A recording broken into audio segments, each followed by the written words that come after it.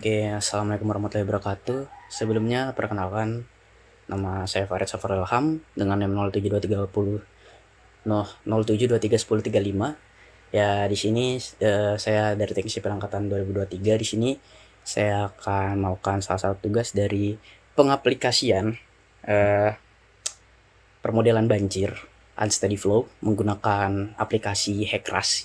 Ya, eh, berhubungan dengan tugas yang akan saya jalani pada mata kuliah PLTS atau perangkat lunak teknik sipil, yaitu pengaplikasian dari aplikasi dari Hekras ini. Oke, mungkin bisa kita langsung mulai aja. Oke, dari Hekras sendiri nih, dia ini merupakan aplikasi yang sebenarnya digunakan untuk beberapa macam eh,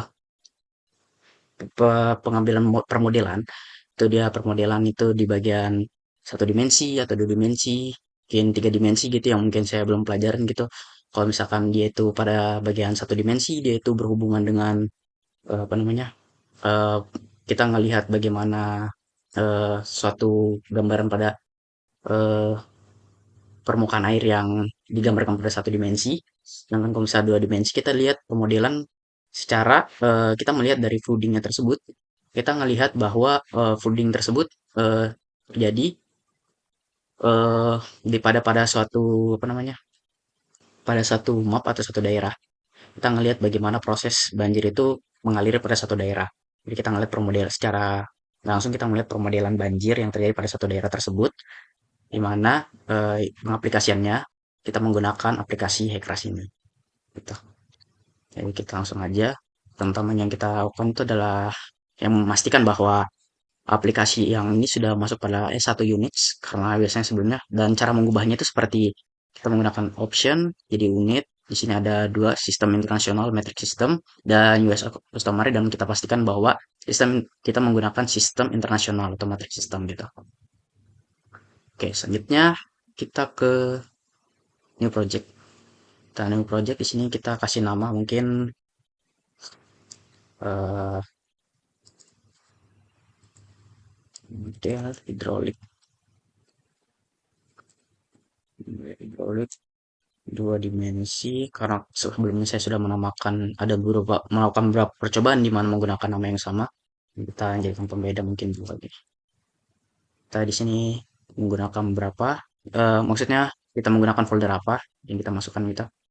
Kita langsung aja masukkan, misalkan di Hekras hidrolik ini kita masukkan. Oke. Must be specific.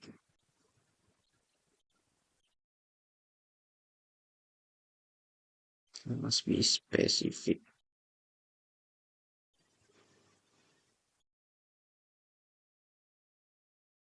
Oke, di start and project menggunakan oke.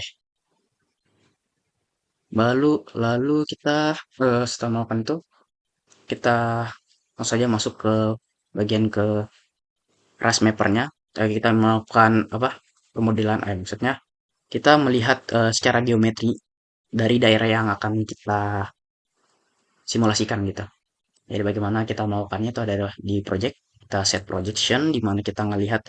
Jadi set projectionnya ini dia itu lebih tepatnya menghubungkan nih titik koordinat yang ada di yang dari daerah kita geometrinya, itu hubungan dari koordinatnya gitu agar kita agar benar-benar berada di titik yang sama dengan geometri yang kita capai, yaitu kita menghubungkannya dengan set projection ini gitu.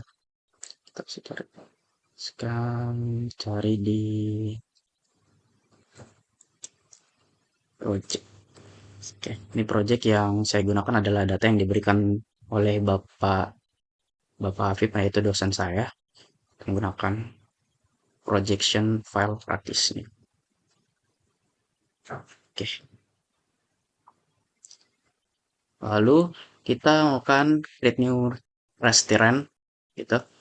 Jadi ini untuk kalau misalkan tadi itu menghubungkan. Jadi untuk new terrain layer ini digunakan untuk sebenarnya untuk memunculkan geometri yang akan kita gunakan gitu. Dan ya, tadi kalau misal kita tidak melakukan set new projection, ada kemungkinan kalau misalkan nanti geometrinya ini tidak akan muncul gitu. Kita lihat projection.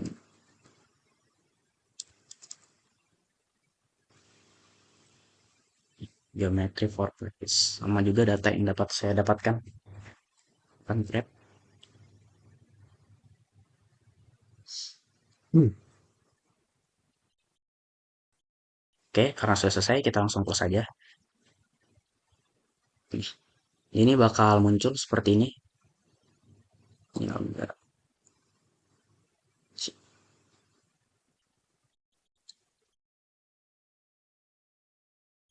yang muncul dari data yang akan kita ini kan. Jadi kita create new geometry, di mana di sini kita boleh menamakan hal lain gitu, misal kayak model hidrolik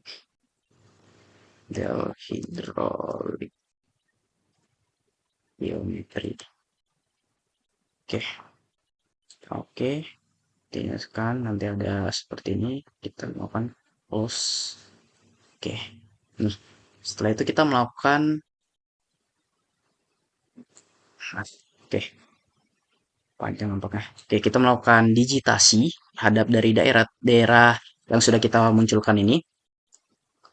Kita melakukan beberapa digitasi, yaitu pencet saja di bagian untuk pada bagian pensil ini kita gunakan. Kita memilih dari bagian karena kita ingin memvisualisasikan dalam dua dimensi, kita melakukan 2D flow areas. Sini ada beberapa, yaitu ada parameter, computation point, breakline, dan define regions. Yang pertama kita lakukan yaitu pada parameternya gitu. Pada parameternya kita melakukan digitasi untuk daerah yang mau kita ambil, misalkan bagian sini, contoh bagian sini. Untuk bagian sungainya kita lewatin ini, usahakan dia sejajar, tidak melakukan garis putus karena mungkin akan mempengaruhi dari aliran sungai yang bahkan berhubungan dengan boundary condition lines-nya.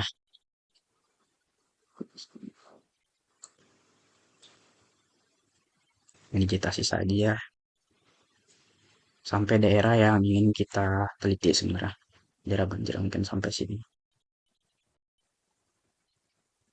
Kan sudah, oke. Nah, di sini ada beberapa hal gitu, computation point, point spacing. Jadi yang kita lihat di sini adalah karena di sini ada 100 ke 100, yaitu yang berarti pada daerah pink ini itu daerahnya akan diisi oleh kotak-kotak yang memiliki ukuran seperti 100 kali 100 gitu. Kita bisa computation cell, dia akan membentuk itu 100 kali 100 dalam daerah tersebut. Lalu apa namanya? Di sini ada namanya default mining value. Jadi miningnya yang kita gunakan ini karena ini terlalu kasar kemungkinannya. Kita gunakan untuk ini adalah 0,035 karena dia akan berpengaruh pada penelitian dari unsteady flow-nya nanti. Force mass reputation and cost. Oke, ini temen. Ya, agar tidak terjadi ini. Kalau misalkan kita sebenarnya juga bisa mengganti yang jika kita menentukan maningnya gitu kan, kita yang menentukan maningnya atau kita menggunakan bagian gridnya itu agar kita bisa mengganti itu, kita bisa ganti juga di bagian sini nanti, langsung aja di diganti gitu, misal kayak mau diganti ke 50 atau mau diganti menyesuaikan kebutuhan dari eh, pekerjaan yang akan kita lakukan gitu. Tapi karena kita di sini melakukan point spacing untuk 100 kali 100 dan maningnya, jadi kita close aja. Oke, di sini parameternya, dan bagian parameter ini kita try to fix all mesh gitu. Oke, jadi kita akan agar tidak terjadi misi yang dimana ini nanti gridnya kemungkinan nanti fix all gridnya ya. Lalu kita melakukan refinement region gitu ya.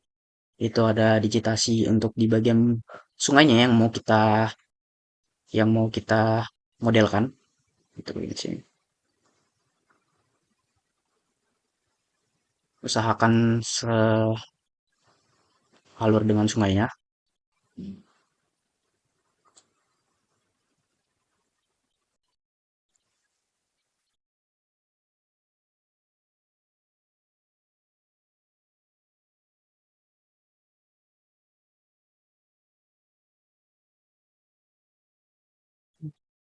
Hmm, oke, sampai gridnya.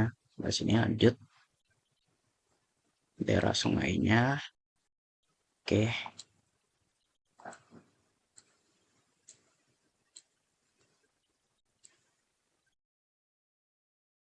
Nah, ini vegetasi ini dilakukan supaya kita nanti bakal, berarti kita bakal memperhalus daerah bagian sungainya agar tidak terjadi hal seperti kita underestimate atau overestimate yang bakal kita lakukan dari flooding area yang bakal kita vegetasi kita. Ya, di sini. Oke. Oke. Oke, selain itu kita juga akan melakukan, oh bentar, sebelumnya kita akan melakukan reinforcement atau pertama kita melakukan ini edit regen. Nah, tadi karena kita menggunakan link 100 kali 100 kita lakukan apa sih namanya? Kita bakal memperhalus untuk pada bagian yang kita digitasi untuk daerah sungainya ini. Untuk itu sekitar 20 kali 20 sesuai dengan kebutuhan yang kita lakukan sebenarnya. Yang kita lakukan, oke, kita refinement baru kita enforce our region. Oke, kita lihat kalau misalnya kita zoom nanti dia akan membentuk daerah yang sebenarnya eh, terdigitasi lebih halus daripada daerah luarnya yang tadinya. Selain itu kita juga melakukan breakline.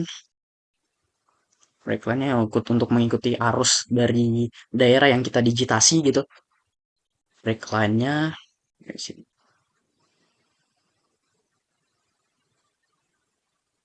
dia menentukan daerah arus sungainya gitu.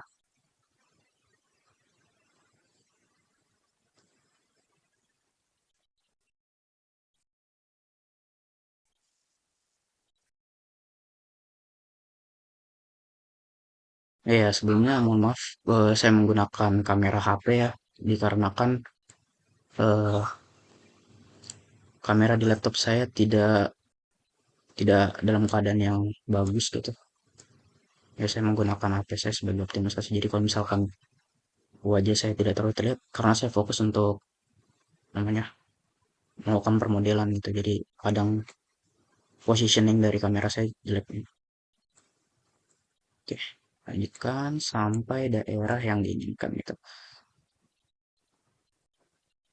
Oke, ke backline, shift, kita lakukan, enforce all breakers, yes. Nah, saya kita lakukan gitu. Kita lakukan juga komputasi ya. Taruh tunggu ini, itu backline, on, ini dia depan. Oke, intinya kita bisa lihat compute point-nya, compute point daerah tersebut.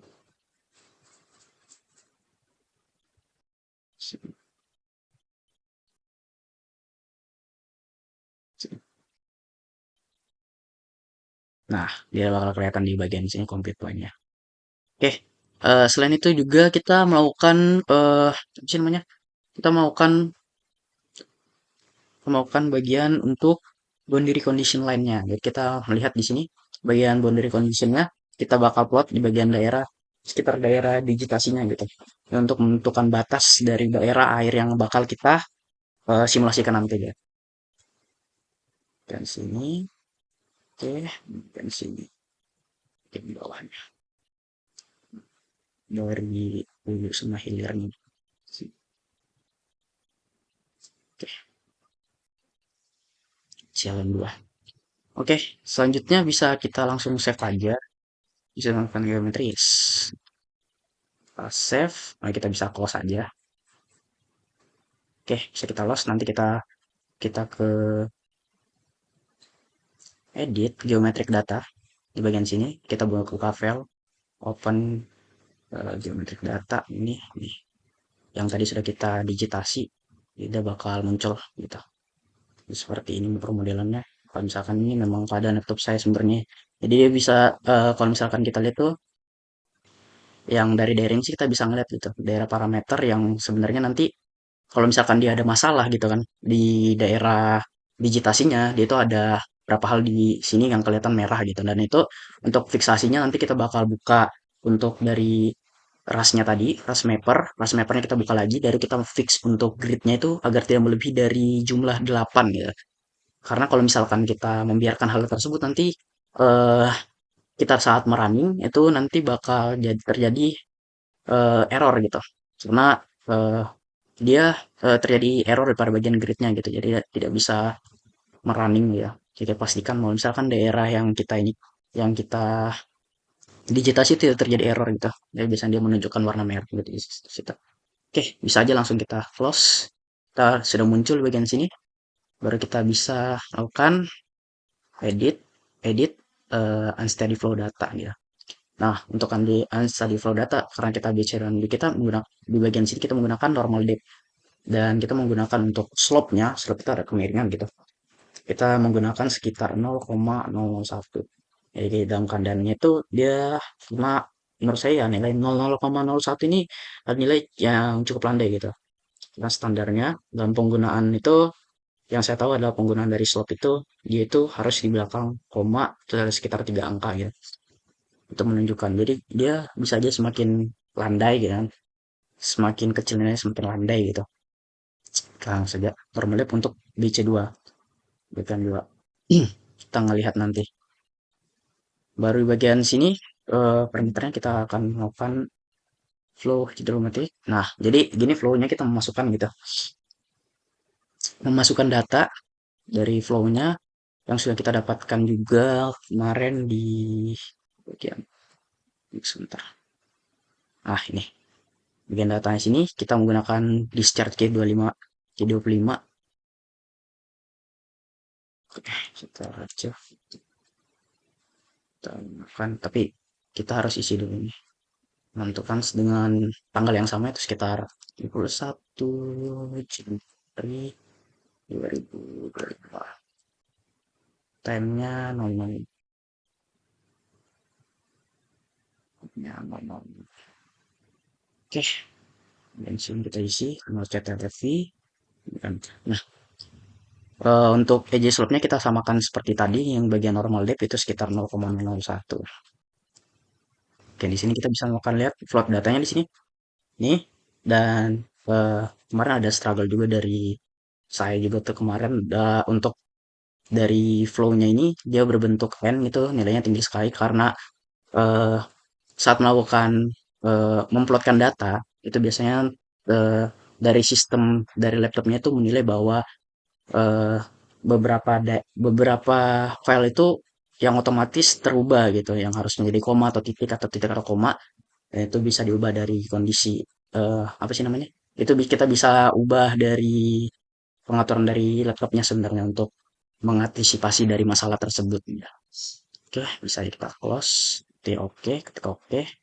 Oke, nanti sudah folder up. Baru kita maukan ini sini initial initial flow. Jadi kita perlu kita isi karena ada beberapa hal gitu. Jadi ada hal jika kita tidak isi ada kemungkinan buat terjadi error. Jadi kita isi aja mungkin 50.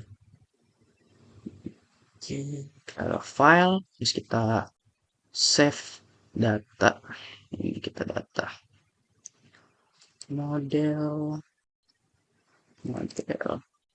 hidrolik 2D semuanya study study expected hidrolik oke. Ya kelas aja.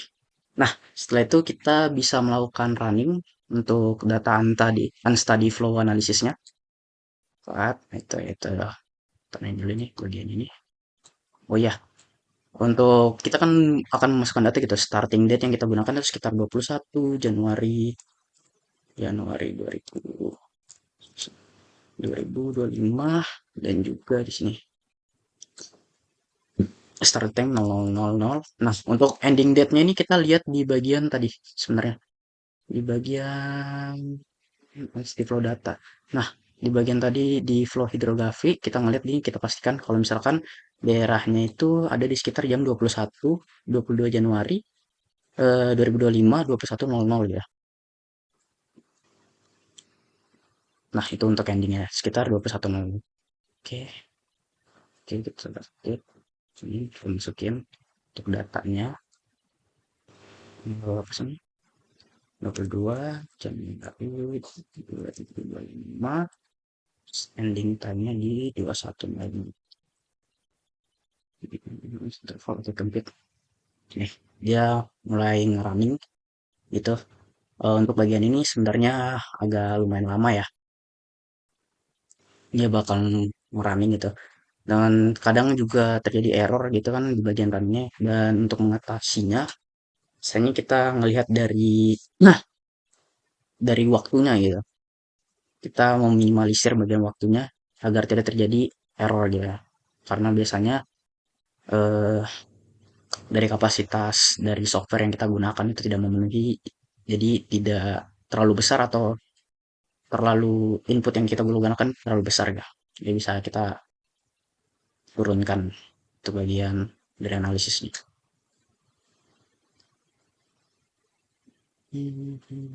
Ini bisa kita percepat aja nanti ya, karena ini agak lama sebenarnya.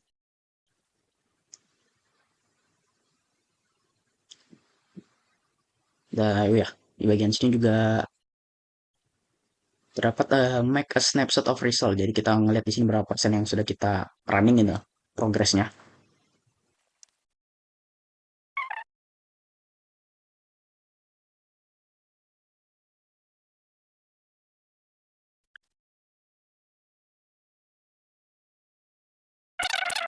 Oh iya, pada bagian ini biasanya ada beberapa hal gitu yang membuat kita tuh nggak bisa ngerunning gitu kan. Yang beberapa kondisi yang saya temukan kemarin tuh ada di bagian grid yang pertama saya ucapkan tadi. Tadi juga yang bagian eh, flow-nya, bagian flow gitu. Kadang kita menginput dari datanya itu salah gitu, tidak sesuai dengan parameter yang ada pada aplikasi sebenarnya. Jadi kita saat kita merunning itu kadang dia nge-crash atau dia juga bisa terjadi error. Jadi dia pas kita compute dia itu gak bakal terunning gitu.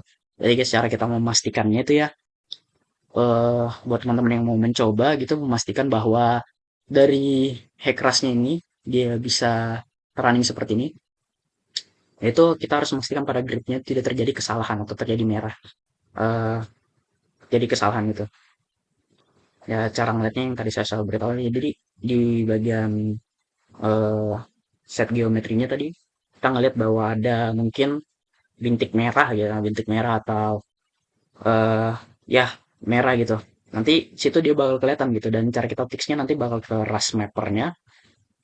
Habis itu kita bakal fix almapnya gitu. Dia bisa fix di situ dia. Ya, untuk melihatnya di bagian mappernya, ya harusnya dari ras mappernya bisa ngeliat juga sih. Tapi kadang lebih jelasnya tadi di geometrinya. Gitu. Oke, sebentar lagi sudah mau. Oke, sudah result selesai.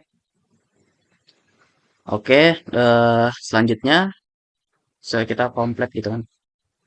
Sudah, kita kembali ke snappernya gitu. Oke, nanti nanti kita bakal ngeliat bagian sini ada result.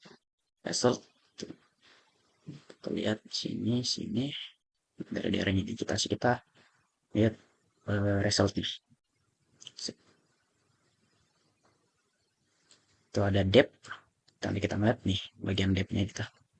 Nanti kalau misalkan kita ngeliat dari arah di daerah Banjiran. Oh ya, ini juga kita bisa menghilangkannya supaya kelihatan lebih jelas gitu. Daerah mapnya, ini depthnya kita ngeliat, eh jika kita pengen mensimulasikan gitu kan. Langsung max dalam keadaan maxnya seperti, dan minimalnya dalam keadaan minimalnya seperti itu. Oke, bentar. Oke, tuh, kita lagi bakal simulasikan ya. Tuh, daerah banjir yang terjadi di daerah tersebut ya. Di sini juga ada, nah, jadi kita bisa menambahkan juga untuk map layersnya. Layers kita bisa pilih gitu kan, add web imaginary, situ Google Satellite untuk melihat dari progresnya, melihat dari daerahnya gitu kan, agar terlihat.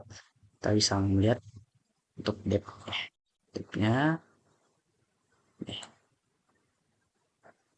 ya daerah yang kita digitasi lebih tepatnya tadi ada batas gitu. Eh, kemudian di sini ada kondisi velocity-nya juga. Velocity ini kecepatan yang terjadi kita ketika kita ngelihat di sini, ya ada warna tersebut. Dimana kalau misalkan kita ngelihat di daerah sini ada warnanya gitu, ketika kalau misalkan kecepatannya, daerah kecepatannya itu sekitar 15 mm itu ada terjadi di yang kecepatannya tuh daerah sini. Yang terjadi cepat, yang terlalu cepat lah gitu. Sama. Ada bagian biru, bagian merah gitu. Itu untuk velocity. Kemudian juga kita bisa ngeplot ya, V-lines. Jadi kita ngelihat dari kurvanya selalu di daerah sini gitu. Kita ngelihat, eh, kita ngeplot data cross section.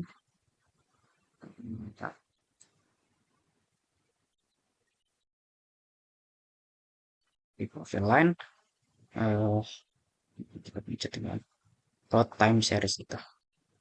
Flow, kita lihat flow.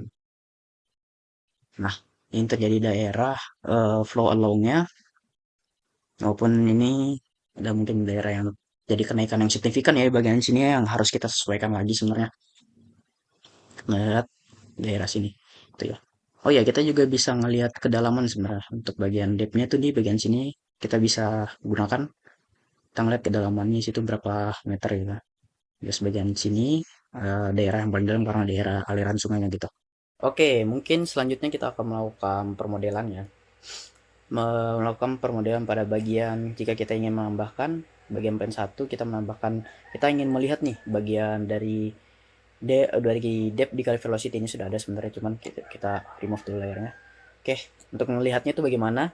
Untuk melihatnya itu nanti kita akan melakukan create new result map layer. Kita lihat di hydraulic nanti ada opsi untuk di sini bagian depth velocity, bagian maksimum kita pilih maksimum, langsung kita add map. Nah, oke, satu map sudah kita jalankan. Nanti, nah ini sebenarnya sudah, nanti kita akan melakukan compute of the storage map data gitu kan. Kita ngeliat di sini bagian daerah-daerahnya yang sebenarnya terjadi, jadi depth yang terjadi berapa kecepatan gitu kan. Oke, dan kemudian kita untuk mengaturnya kita melihat layer properties, jadi kita ada dapat juga mengatur dari penilaian, kita menyesuaikan gitu kan daerah-daerah mana yang sebenarnya pengen kita tentukan gitu untuk nilainya bagian sini.